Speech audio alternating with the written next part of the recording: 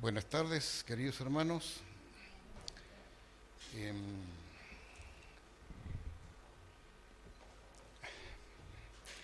Vamos a leer algunos versículos de la palabra de Dios para, si el Señor nos permite, tratar un par de temas que tiene que ver también con algo de apologética. Hemos estado durante la semana pasada escuchando este tema y me pareció un par de temas que el Señor puso en mi corazón, en mi mente para poder compartir con ustedes. El primer pasaje que quiero que leamos está en el libro de Génesis, capítulo 1. Génesis, capítulo 1. Y el verso 1, vamos a leer el 1 y el 2. Dice la palabra del Señor: en el principio creó Dios los cielos y la tierra estaba desordenada y vacía, y las tinieblas estaban sobre la faz del abismo, y el Espíritu de Dios se movía sobre la faz de las aguas.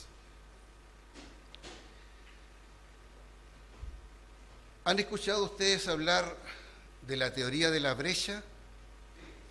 ¿Quién ha escuchado hablar de la teoría de la brecha? Allí hay uno que levantó la mano, otro. Pero ¿quién no ha oído, no sabe lo que es la brecha? La teoría. Que levante la mano, quiero saber quiénes no saben lo que es si no la entienden. Bien, gracias por su sinceridad. Bueno, la teoría de la brecha es una teoría evolucionista sacada el fundamento es un pensamiento evolucionista y es una idea satánica, pero que está construida y elaborada de tal manera que cuando alguien la explica suena como algo lógico, que tiene cierta lógica. La teoría de la brecha pone en duda estos dos versículos que acabamos de leer, cuando dice: en el principio creó Dios los cielos y la tierra. Hasta ahí vamos bien. El tema ahora comienza en el versículo 2, cuando dice: la tierra estaba desordenada y vacía, y las tinieblas estaban sobre la faz del abismo, y el Espíritu de Dios se movía sobre la faz de las aguas. Entonces la teoría de la brecha dice: ¿cómo es posible que si Dios creó los cielos y la tierra, y dice que la tierra estaba desordenada, vacía y en tinieblas? Entonces, el pensamiento ateo y evolucionista dice, pero que no se camufla así, no es que alguien dice: yo soy evolucionista, soy ateo, y les quiero leer la palabra de Dios. Los evolucionistas y los ateos no leen la Biblia, no consideran la Biblia, en la mayoría, hay algunos que sí. Yo los conozco, conozco a varios.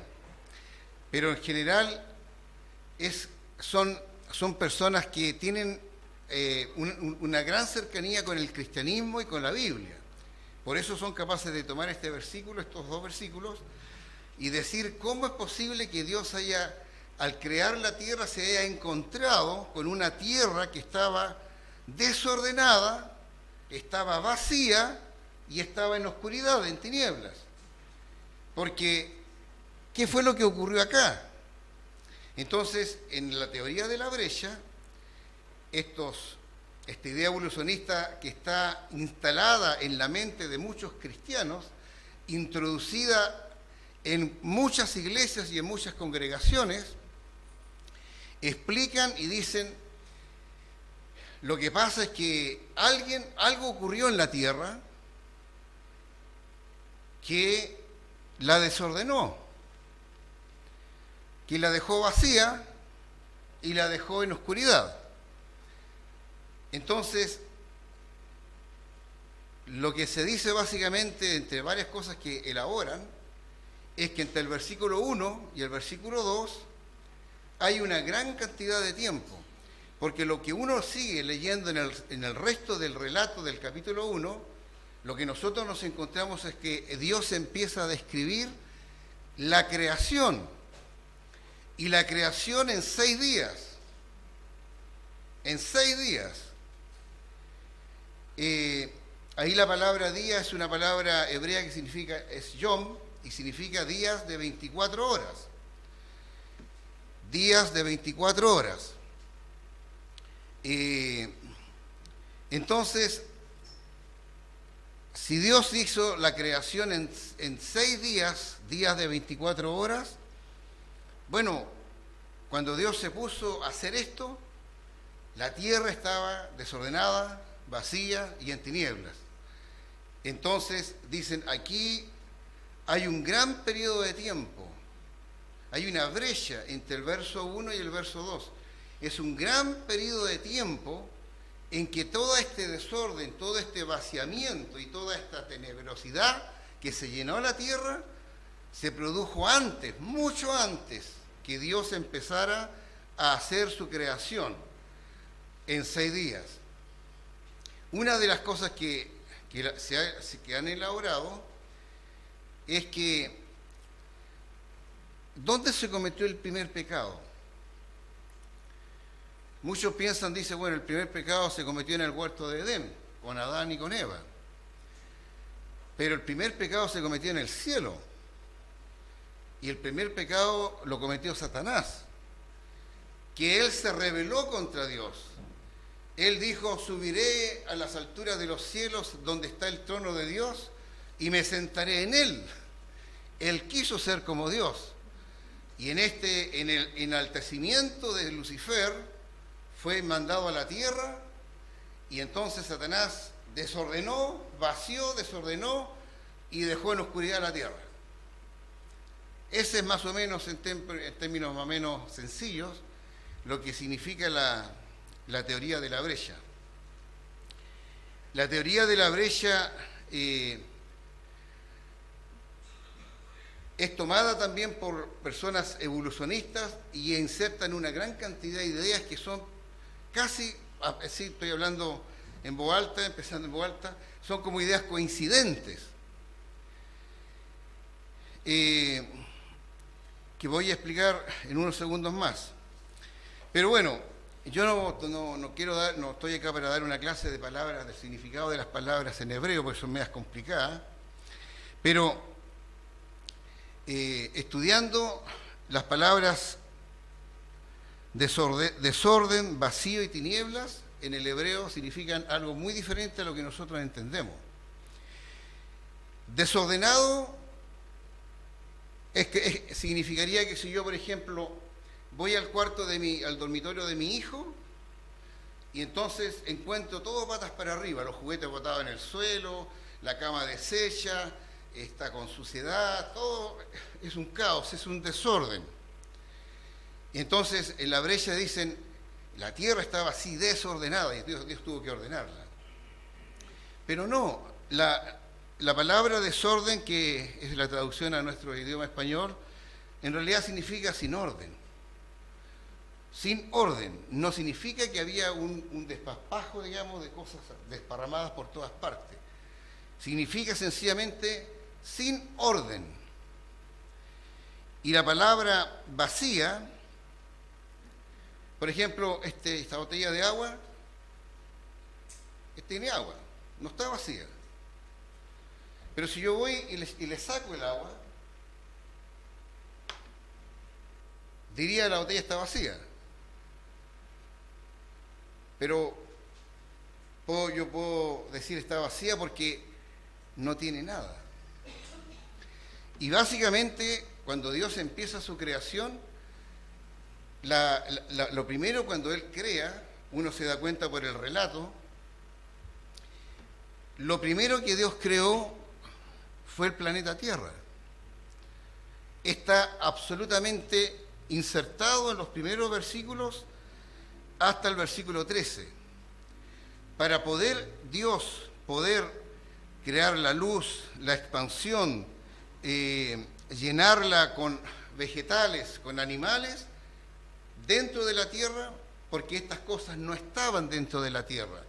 En ese sentido, estaba vacía, y Dios empezó a llenarla. Estaba vacía significa estaba sin nada. No habían estrellas en el universo, no habían personas, no habían seres vivos, no había actividad biológica en la tierra. Estaba vacía, sin nada. Y Dios empieza a relatar a partir del versículo 3, empieza a relatar cómo Él empieza a poner, a crear cosas y a ponerlas dentro del planeta Tierra. Por si acaso alguno de ustedes no se ha detenido, en el versículo 14 de este capítulo 1, luego que dice, fue la tarde y la mañana el día tercero, dice Dios, haya lumbreras en la expansión de los cielos para separar el día de la noche y sirvan de señales para las estaciones, para los días del año. Lumbreras, y sean por lumbreras en la expansión de los cielos para alumbrar la tierra, y así fue, e hizo Dios dos grandes lumbreras, la lumbrera mayor para que señoree en el día, y la lumbrera menor para que señoree en la noche. Hizo también las estrellas. ¿Cuál sería la lumbrera mayor? El sol, cae de cajón. Y la lumbrera menor, la luna. Así que ahí tenemos el planeta Tierra, creado por Dios, luego pone el sol, luego hace la luna, y después, ¿qué creó? Estoy leyendo la Biblia. Al final del versículo 16, hizo también. Así que el planeta Tierra, el sol, la luna, y luego las estrellas. Ese es el orden que dice que Dios revela en la Biblia, no lo estoy inventando yo. Claro, si ustedes le preguntan a un astrónomo, le va a decir otras cosas muy diferentes. Pero lo que nosotros estamos viendo acá es qué es lo que Dios revela. Esto es lo que Dios revela. Y bueno, luego viene que también estaba en tinieblas. ¿Y qué es la oscuridad? ¿Alguien sabe lo que es la oscuridad? Exactamente, mi querido hermano. Eso es, la oscuridad no existe. La oscuridad es ausencia de luz. Nada más que eso. Y entonces la tierra estaba sin luz. Y cuando nosotros queremos defender lo que Dios ha revelado, sencillamente basta que nos concentremos en lo que Dios dice acá, y si alguien nos pregunta, le podemos decir, yo le digo lo que Dios revela. Yo le creo a Dios. Hay una persona que ha venido acá, se llama Mari, su marido se llama Daniel de Angelis, han venido acá, han hecho algunas charlas para matrimonio. Yo he estado en su casa varias veces. Y la Mari, en su refrigerador, tiene un papelito así, un letrero parecido a este así, y dice, está pegado con un imán, y dice, Dios lo dijo, yo lo creo, y se acabó. Y cada vez que voy a la casa, ahí está el letrero, por años lo sigo viendo. Dios lo dijo, yo lo creo, y se acabó. Dios lo dijo, creó el planeta Tierra, creó el Sol, creó la Luna y luego las estrellas. Dios lo dijo, no los astrónomos, no el observatorio. ¿Cómo se llama tu observatorio? Las campanas donde trabaja nuestro hermano Eli. Yo he ido a la oficina de él, está lleno de cuadros así, de unas fotos espectaculares que han tomado del espacio. Y también está el observatorio de la Silla y el observatorio Tololo. Pero eso es, Dios lo dijo, yo lo creo y se acabó. O sea, pero ahí obviamente la actividad satánica va a decir cosas que sean totalmente contrarias a lo que Dios ha dicho. Y la actividad satánica no viene disfrazada de algo como que suena lógico, tiene cierta lógica. Y entonces la mayoría de la gente cree eso. Y es tanta la gente que lo cree, ¿por qué? Porque ignoran lo que Dios ha revelado en la palabra de Dios. Al poco tiempo de haberme convertido al Señor, hace más de 40 años, yo tenía 22 años cuando conocí al Señor, teníamos el hábito, como yo sé que aquí también se tienen algunas oportunidades, de salir todos los domingos en la tarde a repartir literatura cristiana. Y la idea era tratar de contactar gente y entregarle un folleto con el mensaje de la palabra de Dios, como los folletos que hay ahí atrás. Yo era muy nuevo y me topé con un hombre y me dijo: yo no creo en la Biblia porque la Biblia tiene contradicciones. Y me lo dijo así, como bien serio, en una conversación que yo empecé a tener con él. No, dije yo, la Biblia no tiene contradicciones. Sí, me dijo. Y me leyó este pasaje. ¿Qué dice el verso 3? Dice: y dijo Dios, sea la luz, y la luz, y fue la luz, y vio Dios que la luz era buena. Pero más abajo en el versículo 15, Dios creó la lumbrera mayor. Entonces me dijo: ¿cómo pudo Dios haber creado la luz si el sol todavía no existía? Y yo les confieso que me quedé mudo. No supe qué responderle. El tipo me dejó callado. ¿Cómo podía Dios haber luz, si el sol no había sido creado? Y todo lo que nosotros vemos, yo miro por la ventana ahí, las plantas, ese recibe la luz del sol. Y la tenue luz que llega acá, que es tan tenue que tenemos que usar ampolleta, esa tenue luz es la luz que viene del sol. Y me fui medio amargado Llegué a la iglesia, siempre tomábamos 11 después de la iglesia, después que repartíamos la literatura. Y a uno de los hermanos ancianos me preguntó cómo le fue. Yo le dije: a mí me fue más o menos nomás. Y le conté la historia. Y yo quedé medio marcando ocupado, como dicen los jóvenes. Y él me dijo: no, Carlos, me dijo, la Biblia dice que Dios es luz. ¿Dónde lo dice? ¿Sí? Primera de Juan 1:5. ¿Qué dice?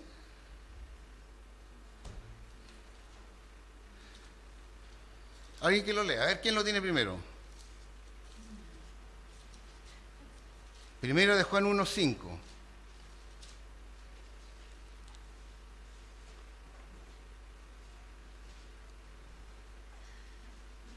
¿Quién? ¿Quién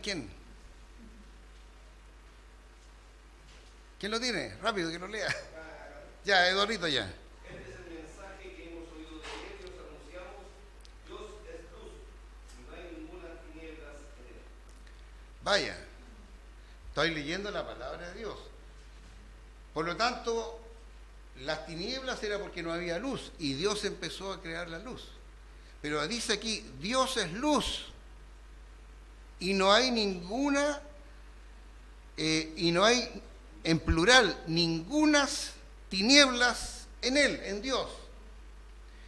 Pero hay un texto que es aún más revelador todavía, y ese está en el libro del Apocalipsis, capítulo 21. Apocalipsis, capítulo 21 y el verso 23. ¿Quién tiene la gentileza de leerlo? Bien fuerte y bien calmadamente. La ciudad no tiene necesidad de que el sol y la luna brillen en ella, porque la ilumina la gloria de Dios, el Cordero que es lumbrero. Perfecto. La ciudad, la Nueva Jerusalén, no tiene necesidad de sol ni de luna que brillen en ella, porque la gloria de Dios la ilumina. y el Cordero es su lumbrera. Vaya, qué bueno tener a hermanos con más conocimiento. Me volvió el alma al cuerpo. Dije, este hombre está equivocado. O sea, la Biblia no tiene contradicciones. Él no tenía claro esto. Y ese hermano me aclaró, me dijo, Dios es luz. Para que la luz exista no se necesita el sol es algo que Dios creó. Y hay muchas otras estrellas que Dios ha creado con luz, los cuerpos celestes que le llaman.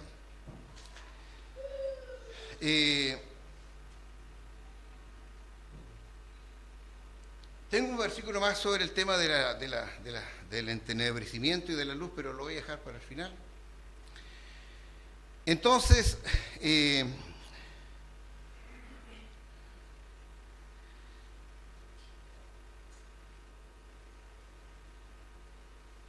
Dios puso en mi mente, hablando de la oscuridad, de las tinieblas, cuando dice en el Evangelio de Mateo capítulo 27, Evangelio de Mateo capítulo 27, y en el verso número 45, está hablando y describiendo los momentos donde el Señor Jesucristo está crucificado. Y dice Mateo 27, 45, desde la hora sexta hubo tinieblas sobre toda la tierra hasta la hora novena. Entonces tratemos de trasladarnos a la cruz, a ese momento culminante donde el Señor Jesucristo estaba crucificado, muriendo y pagando por los pecados nuestros. Dice aquí la palabra de Dios, el Señor fue crucificado a las 9 de la mañana. Y el Señor estuvo crucificado 6 horas. 6 horas en la cruz. Y dentro de esas 6 horas, en este periodo que habla la hora sexta, es el mediodía, es decir, las 12 del día. Entre la hora sexta y la hora novena, es decir, las 3 de la tarde, la sexta, la séptima, la octava y la novena, 3 horas más, 12 del día, 1, 2, 3. Desde las 12 del día y hasta las 3 de la tarde, dice que hubo tinieblas sobre toda la tierra. No solamente sobre el monte Calvario, sobre toda la tierra. El planeta entero fue cubierto de oscuridad. Dice aquí,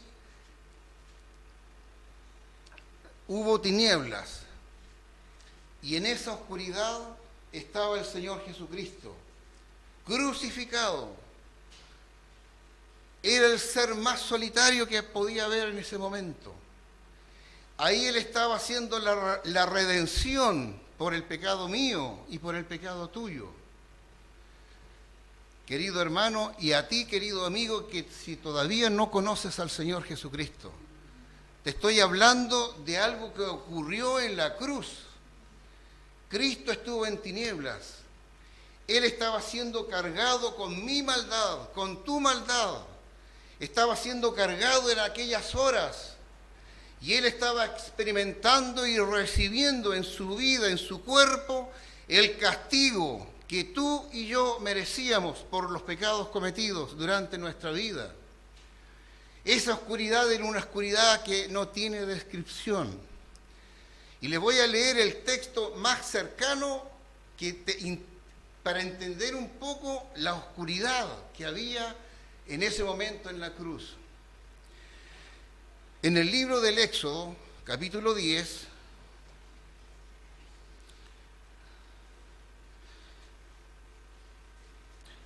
el libro del Éxodo, capítulo 10, en el versículo 21, se está describiendo el momento en que las 10 plagas cayeron sobre Egipto. Y entre todas las plagas, la de la langosta, la de los sapos, había una plaga que se llamaba la plaga de las tinieblas. Y dice Éxodo 10, 21, Jehová dijo a Moisés, extiende tu mano hacia el cielo para que haya tinieblas sobre la tierra de Egipto, tanto que cualquiera las palpe. ¿Tú has tocado la oscuridad? Oscuridad que se puede tocar, que se puede palpar.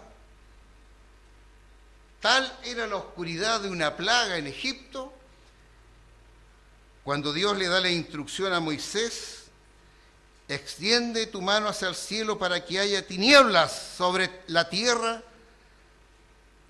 sobre la tierra de Egipto, tanto que cualquiera las palpe. Si en Egipto si los egipcios tenían tal nivel de oscuridad que era una oscuridad densa, podían hacer sus manos hacia adelante y tocar la oscuridad, sentirlas. Imagínate, mi querido amigo y hermano, ¿qué tipo de densidad de oscuridad habría cuando nuestro Salvador moría en la cruz? Era la densidad de la maldad, del pecado de toda la humanidad, el pecado de los hombres y de las mujeres, puesto sobre la cruz de Jesús, sobre el cuerpo de Jesús, sobre su persona, sobre su santa persona. Y 3 horas vivió el Señor Jesucristo la oscuridad más densa, porque era la oscuridad del juicio y del castigo que Dios estaba haciendo sobre nuestros pecados. Cristo nunca pecó, Él era inocente, santo, sin mancha, apartado de los pecadores, en quien no se halló no hubo engaño en su boca. Y murió porque Él se estaba responsabilizando de nuestras maldades, de nuestro pecado. Y experimentó la tiniebla del juicio de Dios por la maldad tuya y por la maldad mía.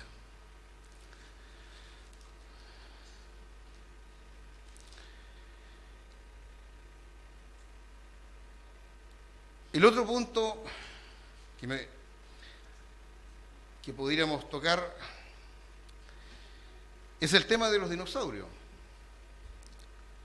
Aquí traigo un dinosaurio, ¿eh? No sé si es un tiranosaurio rex u otro tipo, pero hay muchos tipos. Y aquí hay un dinosaurio de juguete que tengo ahí, tengo varios en la casa. Cuando van a matrimonios con niños de visita, le pasamos los dinosaurios para que los cabros chicos se entretengan ahí y no dejen a los adultos conversar. Lo voy a colocar aquí para que lo vean. Ahí lo voy a poner.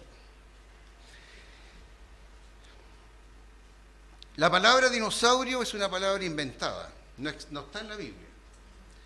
Y la inventó un señor que se llama Richard Owen.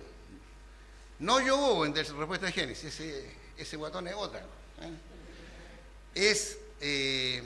Richard Owen era un hombre que inventó la palabra en el año 1842 y básicamente significa lagarto terrible. Eso significa la palabra dinosaurio. Lagarto terrible. Hablamos de la teoría evolutiva satánica de la brecha. Aquí vamos a ver la teoría según la evolución acerca de los dinosaurios. Cuando, según lo que dice la ciencia, según lo que dice la teoría evolutiva, que es muy fuerte y que la gran mayoría de la gente piensa y cree, y además Hollywood, con sus películas como Jurassic Park, del señor Steven Spielberg y otros más, por todo el planeta han invadido con la idea de que los dinosaurios, existieron, hay evidencia. Yo mismo he visto esqueletos de dinosaurios allá en Ixigualasto, a 600 kilómetros de aquí en la provincia de San Juan, en Argentina. Ahí hay un valle, que le llaman el Valle de los Dinosaurios, en donde según los argentinos es el yacimiento de fósiles de dinosaurios más grandes del mundo. Eso dicen los argentinos. Ahora yo les creo porque realmente habían hartos dinosaurios, pero también habían en otras partes. Es un lugar extraordinario que recomiendo que vayan. para ver también, porque la conformación geológica que hay ahí es muy parecida a la del Gran Cañón del Colorado en los Estados Unidos, es muy parecida. Y según la evolución, hay un periodo que se llama la era mesozoica. Esta era mesozoica está más o menos del año 0 entre 65 millones a 250 millones hacia atrás. Entre 65 millones antes del año 0 que nosotros tenemos y 250 millones. Esa era mesozoica está dividida en el periodo Triásico, Jurásico y Cretácico. Y también se le llama a la era mesozoica la era secundaria. Se le llama era secundaria porque es en esa era donde supuestamente aparecieron los mamíferos. Y esta clase de mamíferos, los dinosaurios. En la era primaria estaban otra clase de organismos como células o protozoos, algunas bichitos que andaban en el agua, y a través de una cantidad de años, según la evolución, estos evolucionaron y se transformaron en dinosaurios. Una gran cantidad de dinosaurios. Y uno dice, durante más o menos 65 millones de años, los dinosaurios nacieron, vivieron, murieron y se reproducieron muchos, de varias especies. Y es la evidencia geológica, la evidencia de la fosilización es cierta, o sea, se han encontrado dinosaurios. La existencia de los dinosaurios es real, no es un cuento. Pero lo que no es correcto es que digan que los dinosaurios existieron, no fueron contemporáneos con el ser humano, sino que vivieron mucho antes del hombre. Vivieron 65 millones antes que empezara el Homo sapiens a existir o a formarse según la teoría evolutiva. ¿Pero qué significa eso? Suena bonito, suena lógico. Y a ustedes lo enseñan grandes científicos y paleontólogos. Pero eso significa que hubo 65 millones de años de dinosaurios, animales que nacieron y murieron. Los esqueletos que se han encontrado, como por ejemplo, no sé si era don Ricardo Bravo que nos decía, han encontrado aún dinosaurios hoy día que han cortado sus huesos y han encontrado sangre y ADN de dinosaurio. Y eso, que se haya mantenido por 65 millones de años y encontrarlo hoy día en el siglo XX, siglo XXI, suena como medio raro. 65 millones de muertes de dinosaurios, murieron por enfermedades, por tumores. Pero ¿qué dice la palabra de Dios?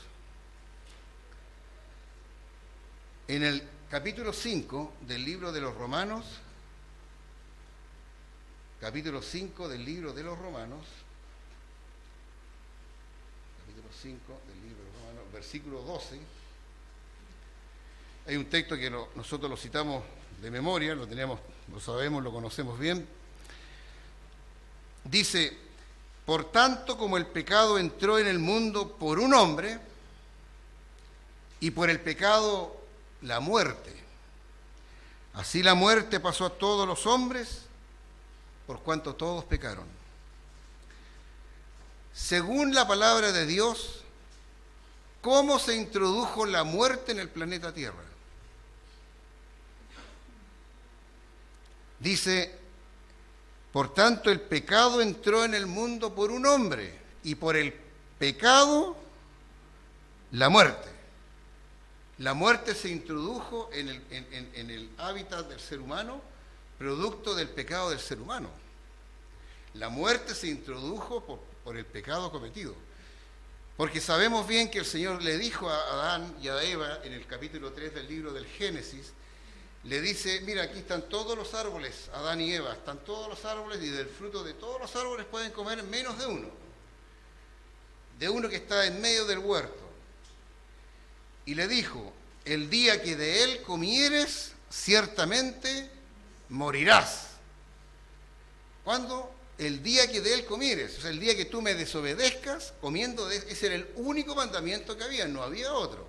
Los 10 mandamientos no existían. Los 10 mandamientos llegaron con Moisés mucho tiempo después.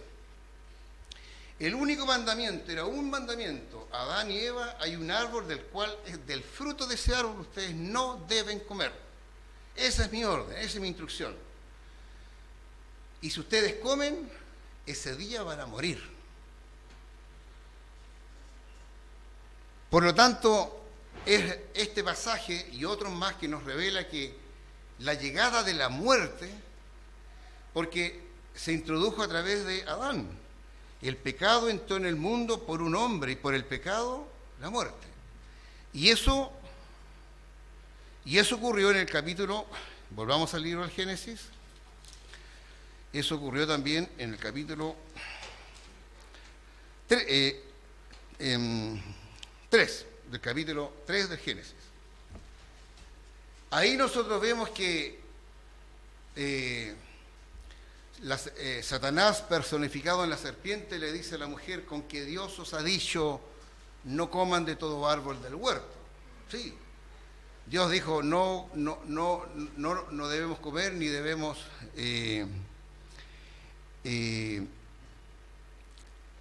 no comeréis de él, ni le tocaréis para que no muráis. Eso fue lo que respondió Eva.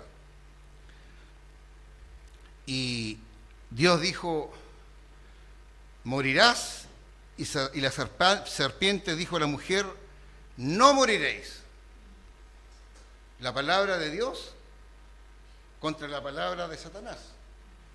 Dios dice, el día que de él comieres, morirás.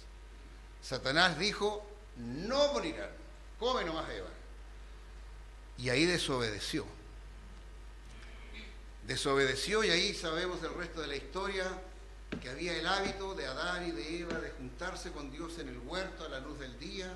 Dios va al encuentro de su criatura y Adán y Eva sienten vergüenza porque se vieron desnudos, se sintieron atemorizados y se escondieron en medio entre los árboles del huerto. Y ahí viene la famosa frase que Dios le dice, ¿dónde estás tú? Adán, ¿dónde estás tú? Y sale Adán de en medio y le dice, oí tu voz en el huerto y tuve miedo porque estaba desnudo y me escondí. Y Dios le dijo, ¿quién te enseñó que estaba desnudo? ¿Has comido del árbol que yo te mandé no comieses?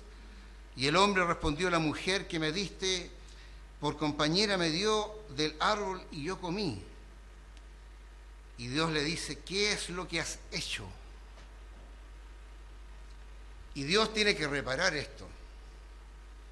¿Y qué hace Dios? En el verso 21 del Génesis 3 dice, y Jehová Dios hizo al hombre y a su mujer túnica de pieles y los vistió. Nunca antes había muerto un animalito. Adán le puso el nombre a todos los animalitos, a todos los animalitos, todos los seres vivos que habían en el huerto. Dios les puso el nombre. El perro se llama perro, ¿sabes por qué? Porque Adán le puso perro. Y el gato se llama gato porque Adán le puso gato. Y el ratón se llama ratón porque Adán le puso ratón. Pero nunca había muerto un animalito. ¿Se habían puesto a pensar en eso? Yo tengo una leve noción, por un estudio que hice hace tiempo atrás, que por lo menos Adán, desde que fue criado hasta este momento, tuvo comunión con Dios más o menos como 120 años, nunca menos de eso. Es decir, tuvo por lo menos en los primeros 120 años había comunión entre Dios y Adán y Eva. De ahí para adelante ocurrió la caída, el pecado. Pero Dios fue Dios, no fue Adán y Eva que fueron a matar un animalito para sacarle la piel y cubrir su desnudez. Fue Dios mismo. Como dice acá, Jehová Dios hizo al hombre y a su mujer túnicas de pieles y los vistió. Hubo algunos animalitos porque tuvo que hacer morir más de uno Tal vez la piel de un animalito no cubría totalmente el cuerpo de Adán o el de Eva, tenía que ser más de uno. Por lo tanto, el primer animalito que murió, según Dios, fue aquí, en el huerto de Edén. ¿Pero qué dice la evolución? Que los dinosaurios murieron 65 millones antes que existiera el ser humano. ¿Se entiende, no? Y claro, cuando uno se pone a oír,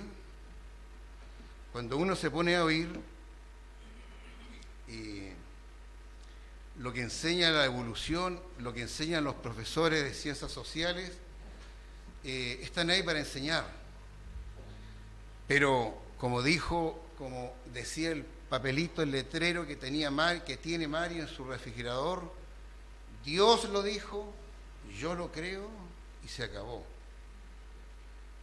Y yo me pongo aquí frente a la palabra de Dios. Yo tengo estudio de ingeniería, es una carrera de base científica, y he tenido que pararme mucho frente a lo que la ciencia dice, respecto a lo que Dios ha declarado. Y Dios dice que el primer animalito murió en el huerto de Edén. Pero la evolución dice, murieron 65 millones antes de la existencia del ser humano. Esa idea evolucionista la cree medio mundo, más que medio mundo diría yo. La creen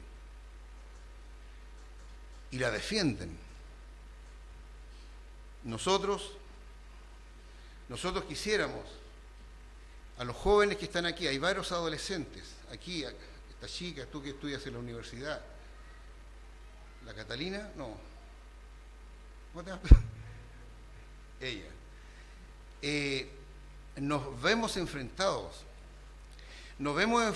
porque yo escuché una charla de un hermano, era un científico, ateo, en una universidad en Estados Unidos, que se asomó un día por la ventana de su oficina y vio en el jardín que había un montón de jóvenes repartiendo literatura a otros estudiantes universitarios.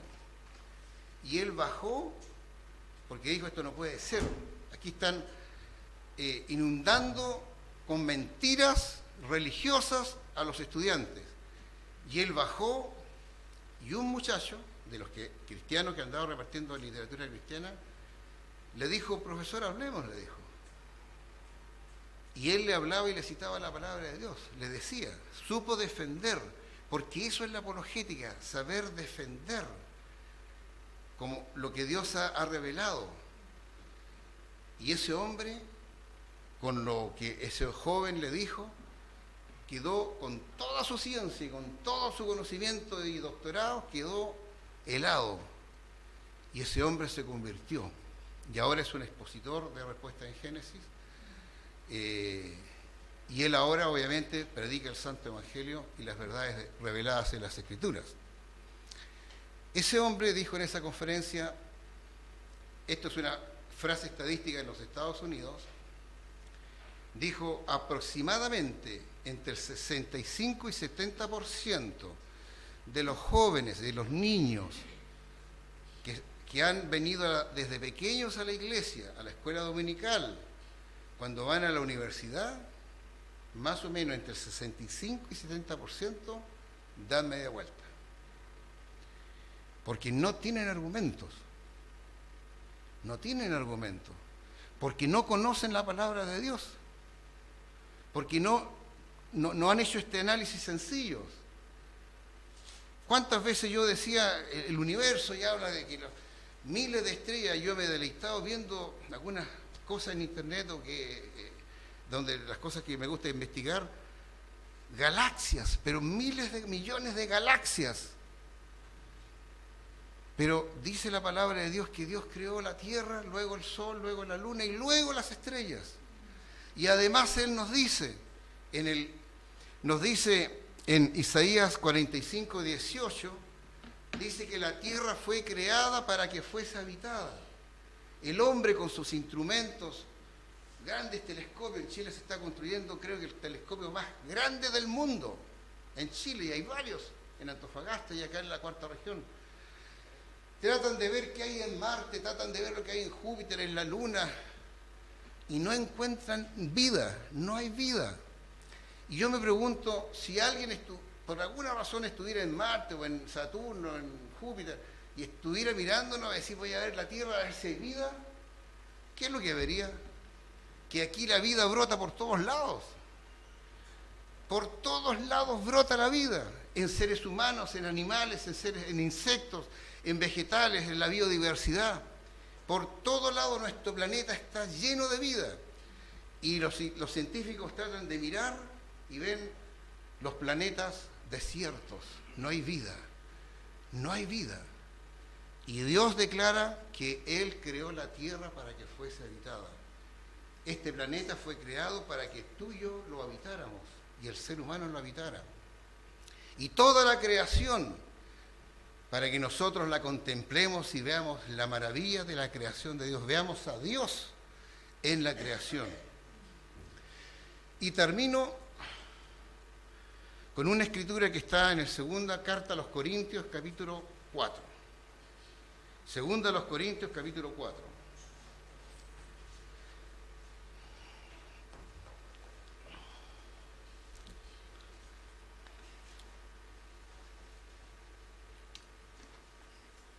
Del verso 1 al verso 6.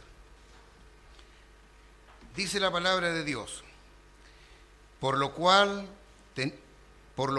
teniendo nosotros este ministerio según la misericordia que hemos recibido, no desmayamos. Antes bien renunciamos a lo oculto y vergonzoso, no andando con astucia, ni adulterando la palabra de Dios, sino por la manifestación de la verdad, recomendándonos a toda conciencia humana delante de Dios. Pero si nuestro evangelio está aún encubierto, entre los que se pierden está encubierto, en los cuales el Dios de este siglo, Satanás, cegó el entendimiento de los incrédulos para que no les resplandezca la luz del evangelio de la gloria de Cristo, el cual es la imagen de Dios.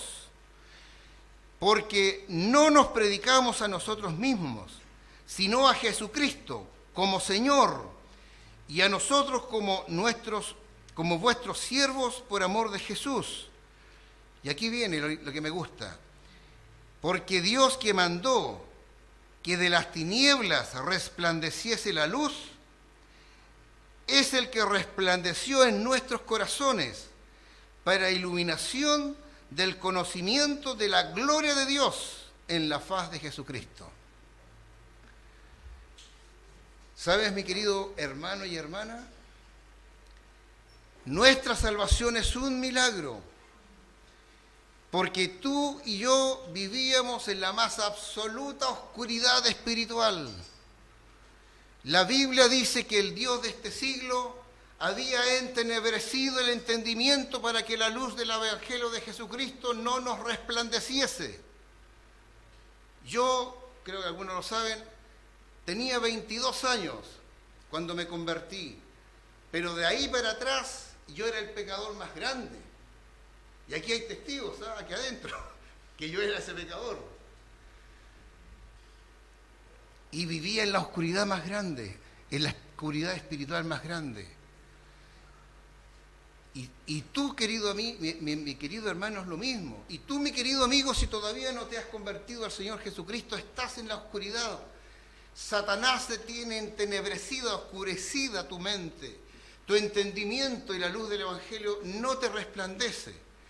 Pero dice el Señor aquí, Dios mandó que de las tinieblas resplandeciese la luz, es el que resplandeció en nuestros corazones para iluminación del conocimiento de la gloria de Dios en la faz de Jesucristo. La salvación es un milagro porque Dios tuvo que intervenir en nuestra mente, en nuestros corazones, entrar a esa oscuridad. Y claro, En algún momento alguien nos habló, alguien nos llevó a una reunión como posiblemente tú, joven o amigo que tú estás acá, o tú que has tenido el privilegio, niño o niña o joven, de tener padres creyentes, un papá o una mamá cristiana, y que te traen a la iglesia, y que quizás todavía no has rendido tu vida y tu corazón a Jesucristo. Todavía estás en tinieblas. Pero sabes, Cristo vino y murió, como hemos escuchado, como dijimos en la primera parte. Él murió en la cruz para hacer la posibilidad de que tú y yo fuésemos salvados. Dios tuvo que actuar para iluminarnos y darnos cuenta.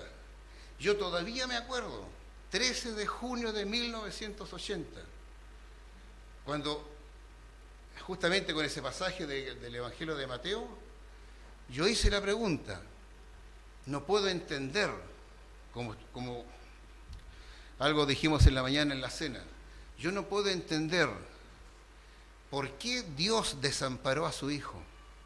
En medio de la oscuridad, tú tienes hijos. Si un matón le estuviera pegando a tu hijo y tu hijo te dijera, papá, ayúdame, ¿lo dejarías?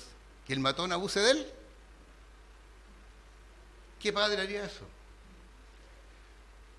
Jesús dijo, Dios mío, ¿por qué me has desamparado? Y yo no entendía. El que dijo, este es mi Hijo amado en quien tengo toda complacencia. Todo el contentamiento de Dios reposaba sobre su Hijo, porque Jesús había venido a hacer plenamente la voluntad de Dios. Y en ese momento de crucifixión los hombres abusaron, le pegaron, lo torturaron. Y vino la famosa pregunta, Dios mío, ¿por qué me has desamparado? Y yo no podía entenderlo. ¿Cómo Dios desamparó a su Hijo? Había un hermano que ahora está en la presencia del Señor, don Juan Cho, y me dijo, Cristo fue desamparado para poder ampararlo a usted. ¿Y sabe lo que ocurrió? Se corrió el velo. En mi mente se corrió el velo. Eso era. La luz del Evangelio resplandeció en mi mente y en mi corazón porque el Señor me sacó de la oscuridad. Resplandeció y me di cuenta. Para que yo pudiera ser perdonado, amparado y salvado, el Señor Jesús fue desamparado. Él ocupó mi lugar. Y salí de esa reunión, rumbo a mi casa, me arrodillé al pie de mi cama y recibí al Señor Jesucristo como mi Salvador ese día. Yo sé que el hermano Eduardo, que éramos compañeros en ese tiempo en la universidad, tiene una experiencia muy parecida, que algún día podría contarnos. Pero es eso. Cristo, la luz del Evangelio, resplandeció en nuestros corazones. Y eso, mi hermano, mi hermana, es un milagro. Pero el milagro hoy día, 26 de marzo, también puede ocurrir, porque puede haber alguien acá que todavía está en la oscuridad, cegada su entendimiento por Satanás, pero el Evangelio te puede sacar para que tú creas y le creas a lo que Dios dice. Acuérdense lo que dice el letrerito de Mari. Dios lo dijo, yo lo creo, se acabó. Oremos. Padre nuestro que estás en los cielos, te damos gracias por esta reunión, te damos gracias por la tranquilidad y el sosiego en el cual hemos podido desarrollarla. Señor, gracias porque estamos frente a tu palabra, que tú nos revelas tremendas cosas, Señor. Principalmente, Señor, el gran amor tuyo que tuviste, Señor, de apiadarte de nosotros, Señor, de tener misericordia y ampararnos, Señor, de venir a nuestra vida para salvarnos. Bendice a toda la concurrencia y especialmente si hubiera alguna persona que todavía no ha creído en Jesucristo, todavía no lo recibe en su corazón, este día puede hacerlo y ser salvo. Padre nuestro, bendícenos en nuestro regreso a casa, en el nombre del Señor Jesús. Amén.